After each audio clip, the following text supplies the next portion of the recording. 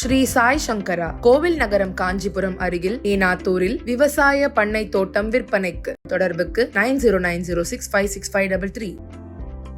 பிரதமர் மோடியுடனான தனது சந்திப்பு மற்றும் பிரதமரின் நல்ல பண்புகள் குறித்து இந்திய கிரிக்கெட் அணியின் முன்னாள் கேப்டன் கிருஷ்ணமாச்சாரி ஸ்ரீகாந்த் புகழ்ந்துள்ளார். பிரதமர் மோடி குறித்து பேசிய ஸ்ரீகாந்த், பிரதமர் மோடியிடம் நாம் சகஜமாக உரையாடலாம். 2019 மற்றும் 2024 ஆண்டு நாடாளுமன்ற தேர்தலில் மோடி பெற்ற வெற்றிக்கு கடிதமோ அல்லது இமெயில் மூலமோ இல்லாமல் வாட்ஸ்அப் மூலம் மட்டுமே நான் வாழ்த்து தெரிவித்தேன். அதற்கு பிரதமர் மோடி பதிலளித்தார் என்று கூறினார். 2014 ஆண்டு பிரதமர் வேட்பாளராக இருந்த மோடி சென்னையில் நடந்த நிகழ்ச்சியில் கலந்து கொண்ட போது மேடையில் இருந்த மோடி தன்னை ஸ்ரீகாந்த் ஜி வாங்க வாங்க என்று அழைத்ததை குறிப்பிட்ட ஸ்ரீகாந்த், அதுதான் மோடியின் சிறந்த பண்பு என்று பாராட்டியுள்ளார். மேலும் 13 ஆண்டுகளுக்கு முன்பு அகமதாபாத்தில் இந்தியா மற்றும் இலங்கை அணிகளுக்கு இடையேயான போட்டியில் பிரதமர் மோடியுடன் கலந்துரையாடிய அனுபவத்தை ஸ்ரீகாந்த் பகிர்ந்து கொண்டார். மேலும் 2023 ஆண்டு உலக கோப்பையை இந்திய அணி தவறவிட்ட போதும் ஒவ்வொரு இந்திய அணி வீரரிடமும் தனித்தனியாக மோடி பேசினார்.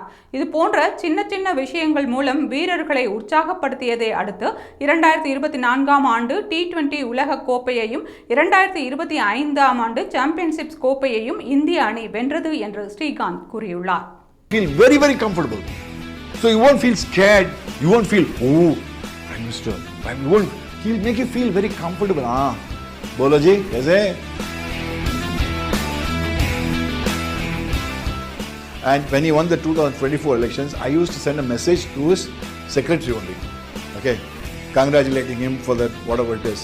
Believe it or not, I used to get replies. I got a reply. I didn't send a mail or a letter. Let's be very honest, okay?